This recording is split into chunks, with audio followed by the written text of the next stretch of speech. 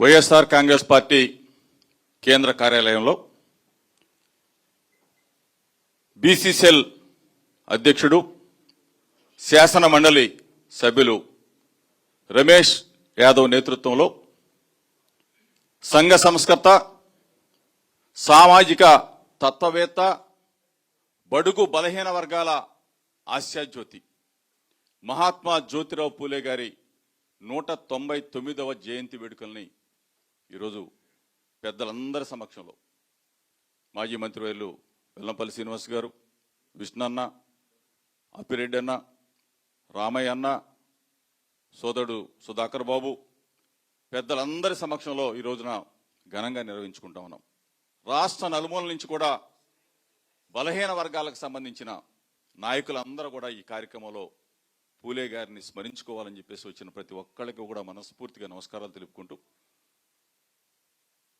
199 సంవత్సరాల క్రితం మన బడుగు బలహీన వర్గాల ఆశాజ్యోతి సామాజిక న్యాయం కోసం, సంఘంలో జరుగుతున్న అన్యాయాల కోసం ఆ అన్యాయాలను ఎత్తి చూపి ఒక సంఘ సంస్థగా మారి ఈరోజు భారతదేశం మొత్తం కూడా పూలే గారిని స్మరించుకుంటున్న ఈరోజు నిజంగా మహాత్మా జ్యోతిరావు పూలే గారు అట్టడుగున ఉన్న వర్గాలకి విద్యను నేర్పించాలా,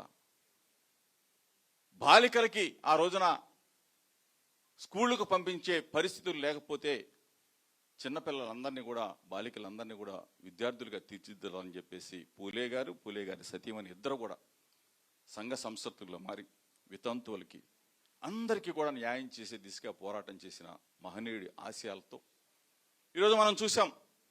ఆ రోజున చదువు చెప్పించుకునే పరిస్థితులు లేవు, చదువుకునే పరిస్థితులు లేవు.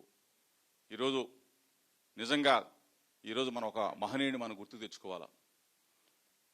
మహాత్మా జ్యోతిరావు పూలే గారి అడుగుజాడల్లో ఆయన ఆశయాల్ని తూచా తప్పకుండా అమలు చేసే దిశగా ఒక అడుగు ముందుకేసిన ఏకైక ముఖ్యమంత్రి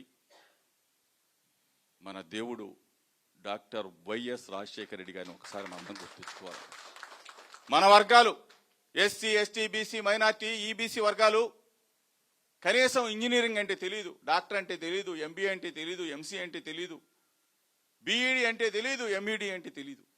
ఈ పరిస్థితుల్లో పాదయాత్ర ద్వారా తన పాదయాత్రలో చూసిన కష్టాలని, విన్న బాధల్ని ముఖ్యమంత్రి అయిన మరుక్షణం మన వాళ్ళందరికీ ఉచిత విద్యని, ఉచిత వైద్యాన్ని అందించిన ఏకైక ముఖ్యమంత్రి రాజశేఖర రెడ్డి గారని చెప్పేసి ఆ మహనీయుడి దేవుణ్ణి మరొకసారి మనందరం కూడా గుండెల్లో స్మరించుకుంటూ ఆయన చూపిన బాటలో మన లీడర్, మనసున్న లీడర్ మన జగనన్న, ఒక్కసారి జగనన్న ప్రభుత్వాన్ని మనం అందరం కూడా గుర్తుకు తెచ్చుకోవాలా. ఈ రాష్ట్ర ప్రజలందరూ కూడా గుర్తుకు తెచ్చుకోవాలా. ఇప్పుడు పరిపాలన చేస్తున్న కూటమి ప్రభుత్వం ఒక్కసారి చూడాలా. 2019 నుంచి 2024 వరకు పూలే గారి ఆశయాల్ని, పూలే గారి ఆలోచనల్ని, బాబాసాహెబ్ బిఆర్ అంబేద్కర్ గారి అడుగుజాడల్ని, ఆయన రాసిన రాజ్యాంగంలో ఉన్న ప్రతి ఒక్క అంశాన్ని, బాబు జగజ్జీవనరావు గారి ఆలోచన విధానాన్ని, ఆయన పరిపాలనని తూచా తప్పకుండా అమలు చేసిన ఏకైక నాయకుడు భారతదేశ చరిత్రలో 29 రాష్ట్రాలుంటే ఏకైక ముఖ్యమంత్రి జగన్మోహన్ రెడ్డి గారు మాత్రమే అని చెప్పేసి ఒక్కసారి ఆలోచన చేసుకుని అడుగుతా ఉన్నా. 25 మంది మంత్రులుంటే 17 మంది మంత్రులు ఎస్సీ, ఎస్టీ, బీసీ, మైనార్టీలకు ఇచ్చి పెద్దపీట వేసిన జగన్ 5 డిప్యూటీ సీఎంలుంటే 4 ఎస్సీ, ఎస్టీ, బీసీ, మైనార్టీ 4 పదవులు ఇచ్చి జగనన్న పక్కన కూర్చోబెట్టుకున్న ముఖ్యమంత్రి. ఈరోజు చంద్రబాబు నాయుడిని వైఎస్ఆర్ కేంద్ర కార్యాలయం సాక్షి అడుగుతా ఉన్నాం, నువ్వు సామాజిక న్యాయం చేయగలవా చంద్రబాబు నాయుడు? నీ తెలుగుదేశం పార్టీ సామాజిక న్యాయానికి అడుగు వేయగలదా? ఒక్క ఎస్సీ అన్న డిప్యూటీ సీఎం ఇవ్వగలిగావా? ఒక్క బీసీ కన్నా డిప్యూటీ సీఎం ఇవ్వగలిగావా? ఒక్క మైనార్టీ కన్నా డిప్యూటీ సీఎం ఇవ్వగలిగావా? ఒక ఎస్టీ కన్నా డిప్యూటీ సీఎం? 4 డిప్యూటీ సీఎంలు ఇచ్చి గౌరవించిన ఏకైక ముఖ్యమంత్రి జగన్మోహన్ రెడ్డి గారు మాత్రమే. చంద్రబాబు నాయుడు నీకు అర్హత ఉందని అడుగుతా ఉన్నా.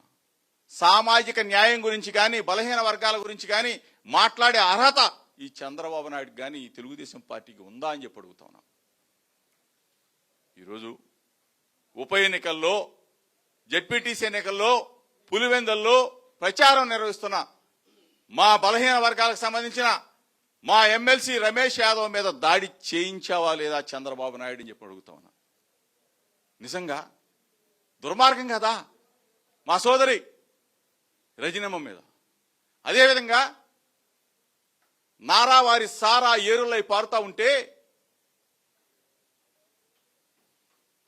ఫ్యాక్టరీలు పెట్టి నడుపుతా ఉంటే, దొంగ ఫ్యాక్టరీలు నడుపుతా ఉంటే చంద్రబాబు నాయుడు ప్రభుత్వం, చంద్రబాబు నాయుడు నాయకులు నడుపుతా ఉంటే అక్కడికి వెళ్ళి నేను పట్టుకుని ఇది నారావారి సారా అని నేను చెప్తే తిరిగి నా మీదే దొంగ కేసు పెట్టి 83 రోజులు జైల్లో పెట్టించావు చంద్రబాబు నాయుడు. నీ కసి తీరదన్నట్టు మళ్ళీ నా ఇంటి మీద పెట్రోల్ యాసిడ్ బాంబులతో దాడి చేయించావు. అంటే ఆ రోజు ఏమన్నా మీ అబ్బాయికి కల్తీ లడ్డు విషయంలో అసత్యాలు చేస్తున్నారు, అబద్ధాలు మాట్లాడుతా ఉన్నారు. మీ అబ్బాయి లోకేష్కి చిప్పు దొబ్బిందా అంటే బాంబులతో దాడి చేస్తారా?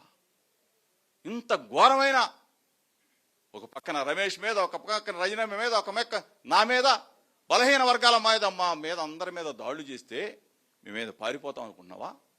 ఈ రోజు ఒకటే చెప్తా ఉన్నాం, వైఎస్ఆర్ కాంగ్రెస్ పార్టీ కేంద్ర కార్యాలయం సాక్షిగా చెప్తా ఉన్నాం, బడుగు బలహీన వర్గాల ప్రజలందరం ఏకమవుతాం, ఏక తాటి మీద నిలబడతాం. జగనన్నని ముఖ్యమంత్రి చేసేదాకా మా ఉద్యమం ఆగదని చెప్తా ఉన్నాం. సామాజిక న్యాయం అభినవ పూలే జగనన్నతోనే సాధ్యం. ఈరోజు జనరల్ సీట్లతో సైతం మేయర్లు, జనరల్ సీట్లలో సైతం జిల్లా పరిషత్ చైర్మన్లు ఇచ్చి గౌరవించిన ఏకైక ముఖ్యమంత్రి జగనన్న మాత్రమే. మరలా చెప్తా ఉన్నాం, రాసి పెట్టుకో చంద్రబాబు నాయుడు, నీ వల్ల సాధ్యం కాదు. బలహీన వర్గాల సామాజిక న్యాయం, ఎస్సీ ఎస్టీ బీసీ మైనార్టీల సామాజిక న్యాయం జగనన్నతోనే సాధ్యమవుద్ది. జగనన్నే అభినవ్ పూలే. ఈరోజు మా పూలే గారి సాక్షిగా మేమందరం కూడా ఒక శపథం చేస్తా ఉన్నాం, జగనన్న ముఖ్యమంత్రి అయితేనే, ఏ విధంగా అయితే ఆ రోజున సామాజిక న్యాయానికి ఆయన పెద్దపీట వేశారో, రేపు రాబోయే జగనన్న 2.0 ప్రభుత్వంలో మరలా చెప్తా ఉన్నాం, బడుగు బలహీన వర్గాలదే రాజ్యాధికారం అని చెప్పేసి మరొక్కసారి చెప్తూ, చంద్రబాబు నాయుడు నా సవాల్ అనుకుంటాడా, నా సూచన అనుకుంటాడా, సమాధానం చెప్పే దమ్ము ధైర్యం నీకుంటే చెప్పమని చెప్పేసి నేను అడుగుతూ, మరొకసారి ఆంధ్రజ్యోతి గురించి నిన్న ఎవరో ఆర్థిక మంత్రి మాట్లాడుతూ ఉన్నాడు, పయ్యావుల కేసు రాజశేఖర రెడ్డి గారితోనే సాధ్యం కాల, జగన్ వల్ల ఏమవుతుంది,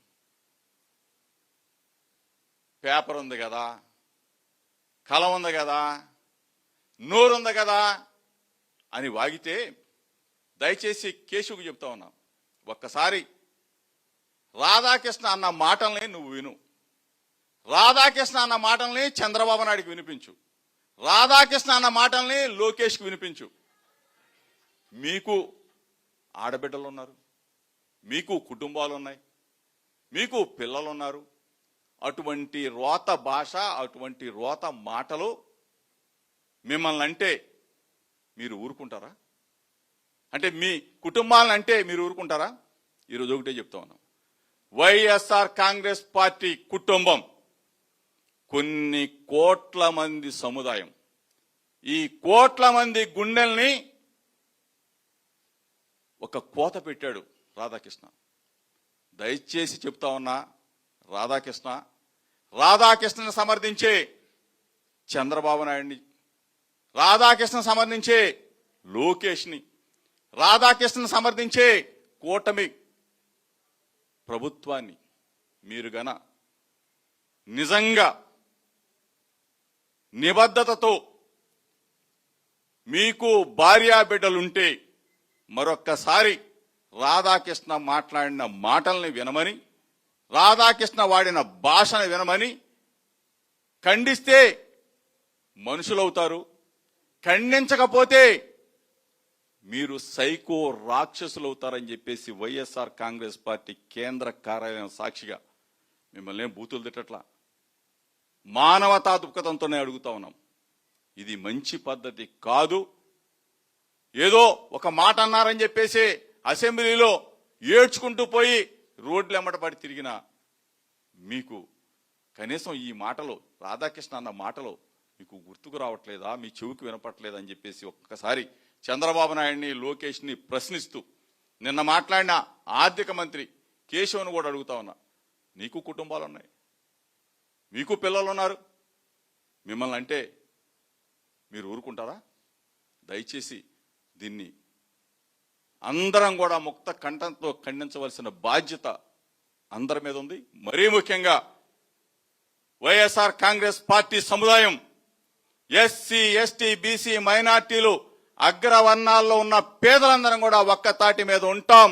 రాధాకృష్ణకి వ్యతిరేకంగా పోరాడతాం. రాధాకృష్ణ మాట్లాడిన మాటలను వెనక్కి తీసుకోకపోతే రాధాకృష్ణకి బుద్ధి చెప్పేదాకా వెనకడుగు వేసే ప్రసక్తి ఉండదు అని చెప్పేసి మరొకసారి హెచ్చరిస్తూ, జోహార్ మహాత్మా జ్యోతిరావు పూలే, జోహార్ మహాత్మా జ్యోతిరావు పూలే, జోహార్ వైఎస్ఆర్, జోహార్ వైఎస్ఆర్, జై జగన్, జై జగన్, వర్దే లాలి వైఎస్ఆర్ కాంగ్రెస్ పార్టీ, వర్దే లాలి వైఎస్ఆర్ కాంగ్రెస్ పార్టీ.